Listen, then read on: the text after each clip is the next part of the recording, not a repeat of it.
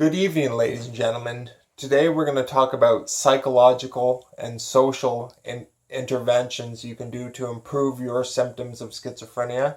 We'll look around the world for some of the best practices psychologically that can improve your chances of recovering from schizophrenia. And we'll get started with the presentation. So, psychological interventions for schizophrenia. Now, we'll begin with the open dialogue method that was developed by Professor Sakala in Finland. And he was a psychologist and a family therapist, and he developed a method of recovering from schizophrenia from a psychological standpoint. And like the title says, it's about talking. Open dialogue, talking and providing supports. So there was a 4.15 times improvement to recovery rates in people who use this method. 82% recover versus 19% on standard of care treatments. 10% were working in standard of care versus 86% in open dialogue. And more schizophrenics were working than in the general population. So the benefits of his method were tremendous. How the method works, we'll now go into that. The first meeting with some counselors, some workers, some family therapists, occurred within 24 hours of being contacted, meeting daily with the person, often for the first 2 weeks, to establish kind of a psychological and spiritual connection between the therapist and the client. So there were daily meetings for the first 2 weeks to establish that connection. And then there were weekly or bi-weekly meetings between the clients and the therapist. So what entails? So now we'll talk about the methodology and how it works. So the main aspect of it is creating a dialogue. A dialogue is a conversation that brings in participation from a whole bunch of people. And you can see the focus is on social connections also. So what happens is a meeting is arranged between the client, the patient who has schizophrenia or has the symptoms of schizophrenia. That person's family is also included. Important people in that person's life are included.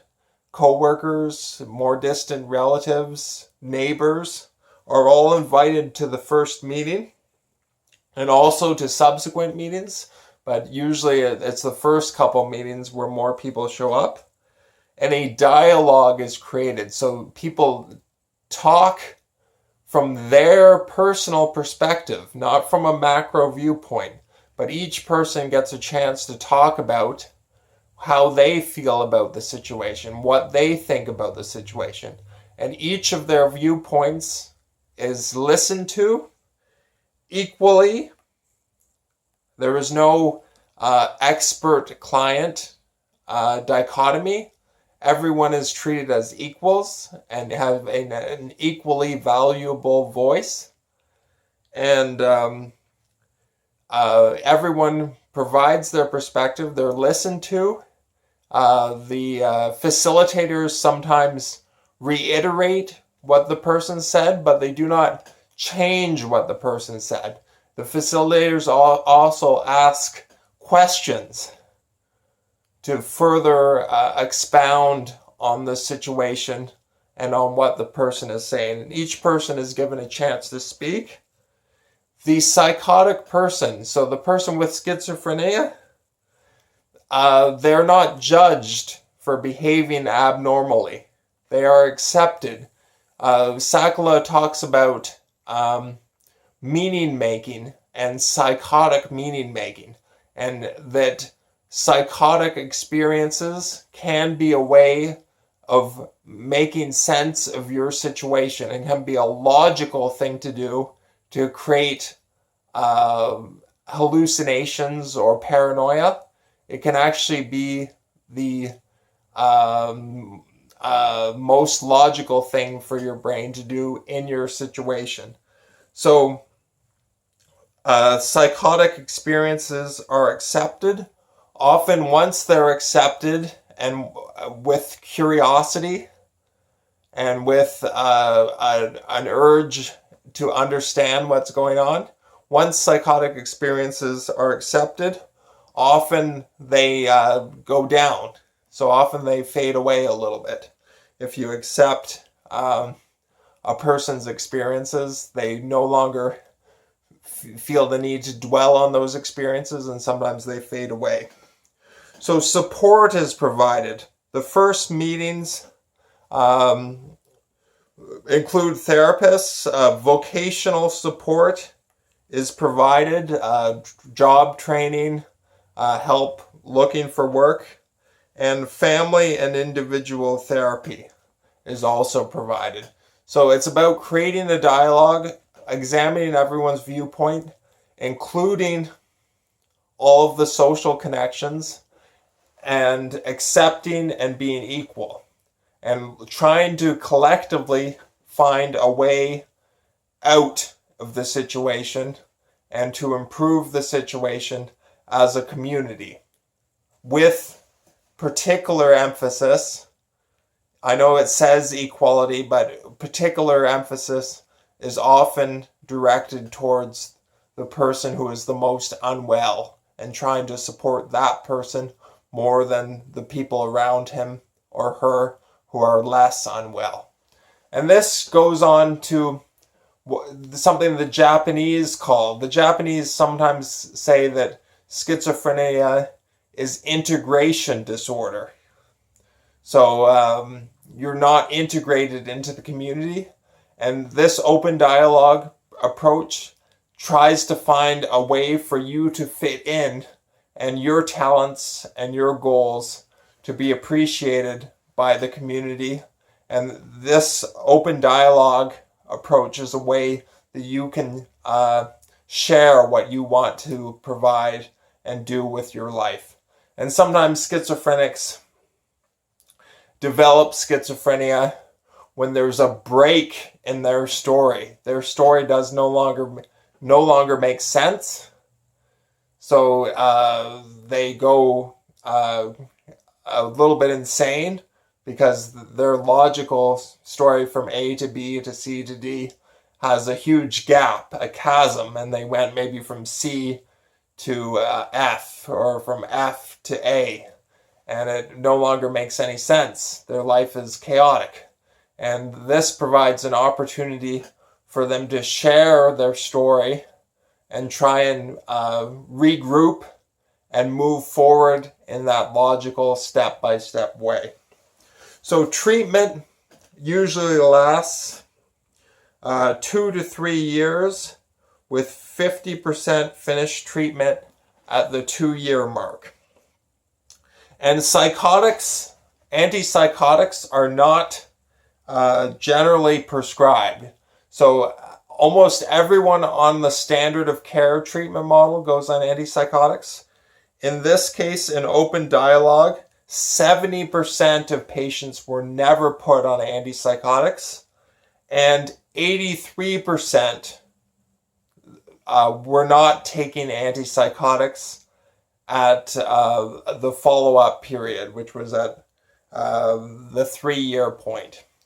So 17% of people were only on antipsychotics. So that is much less than the standard of care. Only 17% of people were on antipsychotics at the end of the study.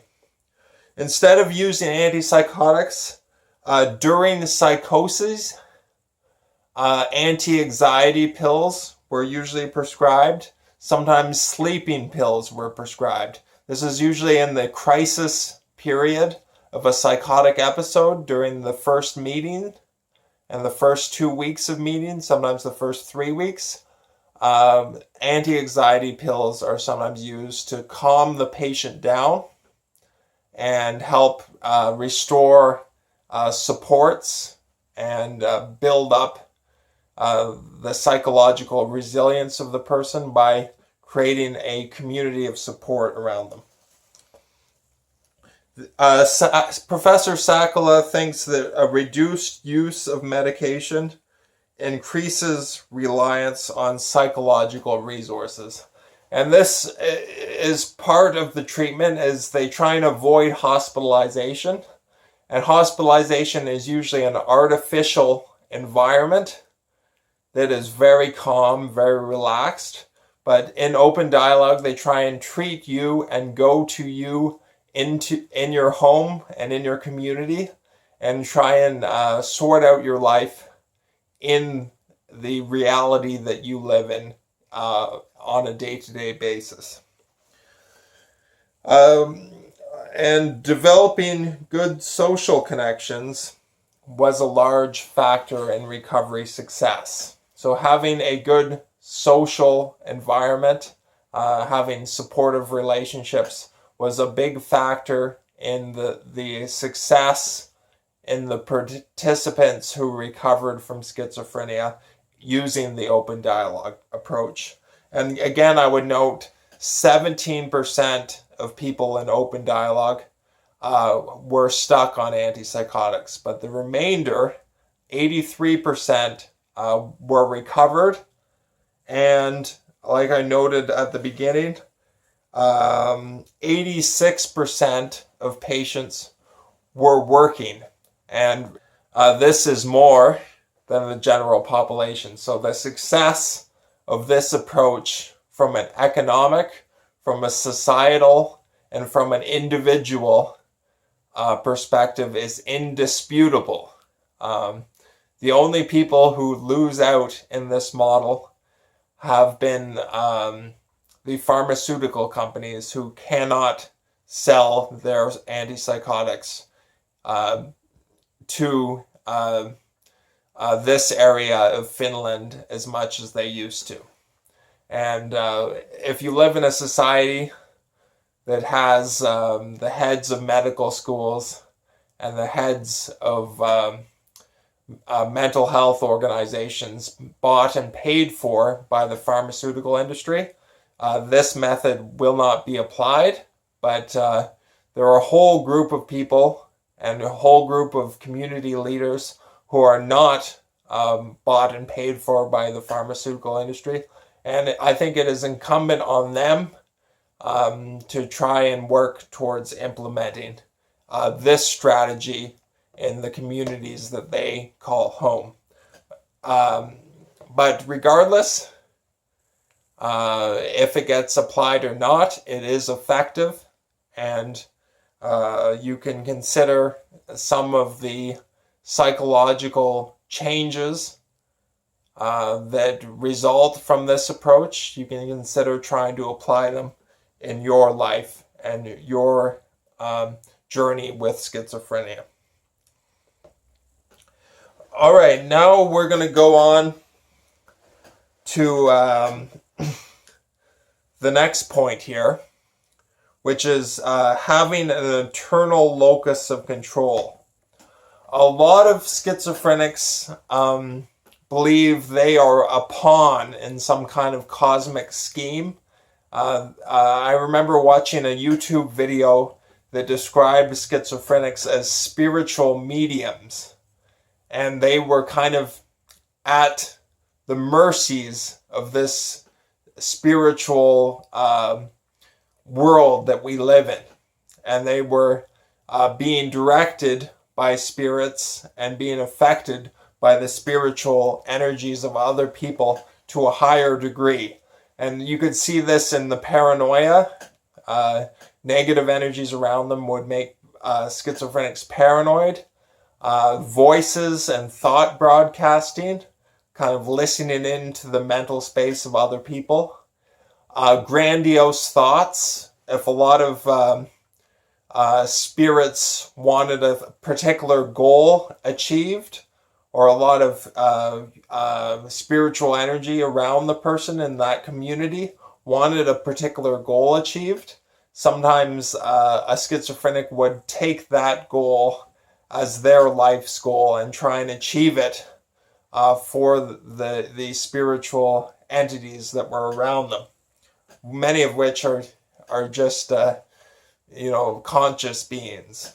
When I say spiritual beings, I mean conscious beings, other humans, other animals, and souls of conscious beings that have passed away. This spiritual energy is great, but I like to remind people that you are made in God's own image. You have agency. You have self-control. You are not taking the orders of other people. You are directing your spiritual energy, and you are sending out messages to the universe with the goals and with the intentions you send out. You are being listened to by the universe, and the universe is trying to realize the messages you send out. And sometimes schizophrenics or people in general can send out mixed messages. So they want one thing and then they want another thing, and then they get the one thing they wanted and they say, no, I don't want that anymore. Well, that is sending out a mixed message, and you confuse kind of the spiritual world if you do that. But you should know that you are not a pawn. You send out the messages, you direct the spiritual energy, you set the goals, and you can choose which direction you take in your life, and you can set your own path, and you're not a victim of the spiritual energy or the time space you're in. You are actually directing. You are directing your life. And so I like to remind people that you do have an internal locus of control, and that can be hard for schizophrenics to realize because they are often thought broadcasting. They're often having these grandiose visions, these hallucinations, and they are more vessels of spiritual energy, but they also broadcast out spiritual energy. So you have to take control of your spiritual energy and try and direct your life and make sense of your life, so you don't continue to live in a space that is chaotic and doesn't make sense. You have to try and manage your goals. You have to try and manage your public image. You have to try and make connections with the community, and you have to try and make alliances and try and get things done in the concrete reality, the physical reality foremost, and try and ignore some of the spiritual reality, or try and take the spiritual reality and make sense of it in a way that it can help your reality physically in your day-to-day life. Anyway, those who believe they control their own destiny, they have an internal locus of control, had a 35% better recovery rate. So 75% recovered versus 40% of the general schizophrenic community who are just beginning their journey into schizophrenia. So the recovery rate is almost double if you believe you're directing your life versus you being a pawn in some kind of cosmic scheme. And you can be a pawn in a cosmic scheme, but do so willingly and directed and as a choice, not as someone taking an order. Okay, the next point. Occupational engagement. I talked about the importance of being occupied before. There's a 23% reduction in your symptoms if you're medium occupied, and a 40% reduction in highly occupied people. and 25% less depression symptoms. So being occupied is a great way to help your recovery from schizophrenia. And some of the occupations that were listed here are daily rhythm of activity and rest, doing things, not doing things, having a rhythm to your life, social environment, so being in an environment where social interactions are taking place, social interplay, so being in a social environment and participating in that environment, variation of places, so going to different locations is a factor in occupation, so maybe going to a workplace or a volunteer place or a church. How well you reflect on your day. Do you think you spent your time well during the day? Your ability to initiate tasks is another factor in being occupied. The number of occupations and how meaningful those occupations are. So YouTube is one of the ways I try to stay occupied, but I also do other things too. So this isn't my whole life here. And having a routine. So getting up, having a coffee, checking the news, having a shower, going for a jog, reading a book, going to work, volunteering, having a Saturday night group chat with the family. All of these things can be a part of your routine, and it's a huge benefit if you're highly occupied. It's one of the best things you can do, though an internal locus of control and the open dialogue approach also, the open dialogue approach kind of amalgamates the internal locus of control and the occupational engagement into one treatment methodology. So the benefits kind of stack in the open dialogue approach. Another thing you can do psychologically is brain exercises. So in one study I looked at, they had a large decrease in the frequency of voices and after receiving brain training. And the brain training focused on the auditory pathways in the brain and making them more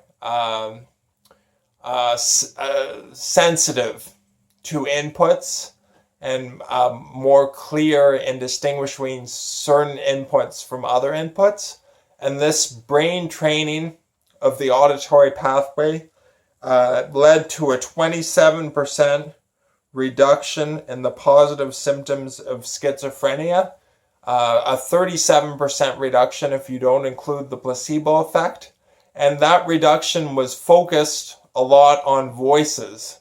So though it was a 27% reduction in your positive symptoms of schizophrenia, a lot of the focus of that reduction was on voices, which could have gone down by 50 or 60%. So if you have voices, if you can find someone who will do brain training on your auditory pathway, that might be a great way of getting rid of the voices.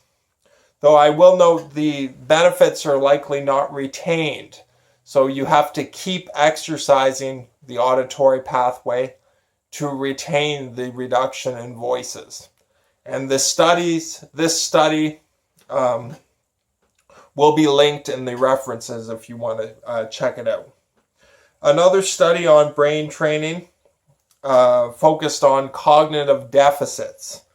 And but the benefits of training your cognition were not very high, and I generally don't recommend brain training for cognitive deficits. Exercise helps cognitive deficits. Brain training seems to help voices in those afflicted with voices.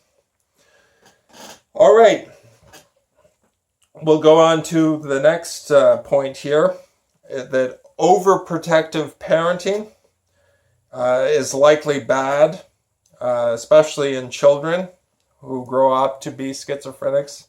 That leads to a 4 times increase in non-recovery, is having overprotective parents. So you really want to raise resilient children, not snowflake children. But there's not too much you can do about that once you're an adult, but I do think having an overprotective parent as a schizophrenic adult is not the best, and you really want to do things as independently as you can, even though you can't be fully independent often. Okay, the next point here is to try and achieve some form of status in your community. So if you can be thought of as a valuable member of your community, a valuable member of your family, a valuable member of your work business, that all of these things help boost your serotonin. So people with higher social status have higher serotonin, and high serotonin lowers dopamine. And dopamine is what exacerbates your symptoms of schizophrenia. Though high status people have more dopamine receptors. So they have less dopamine, but more dopamine receptors. And they have more serotonin. And this all makes high status people actually think a little bit more quickly and effectively than lower status people. And this can lead to, if you suddenly lose your social status, this can be very psychologically disabling, as your serotonin will plummet, your dopamine will rise, and you will have all of these dopamine receptors, and this can lead to irrational behavior if you suddenly lose some social status. If you lose your job, if you lose your standing in the community, you can start to behave in a weird way.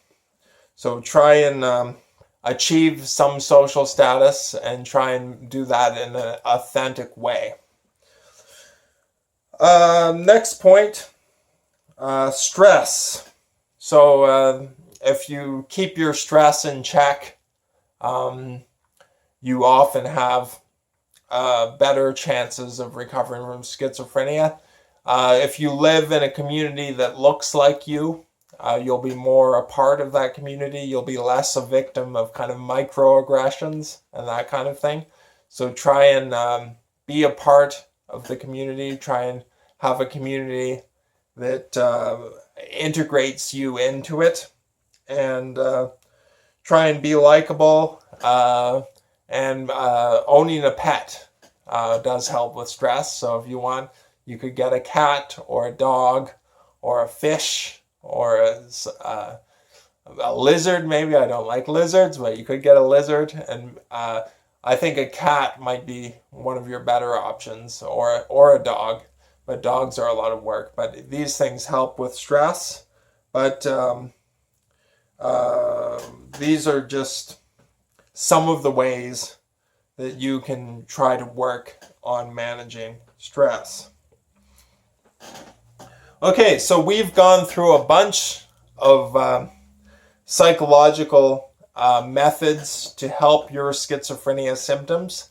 The open dialogue approach, an internal sense of control, staying occupied, achieving some form of social status, reducing stress, trying to be as independent from your parents as you can. All of these are ways that you can psychologically help yourself recover from schizophrenia. All of the references will be linked in the description below. Thank you for watching. I hope you learned something. Let me know if you have any thoughts on what I've said in the comments. I do read the comments. I appreciate the comments. Like the video, do what you do there. And thank you for watching.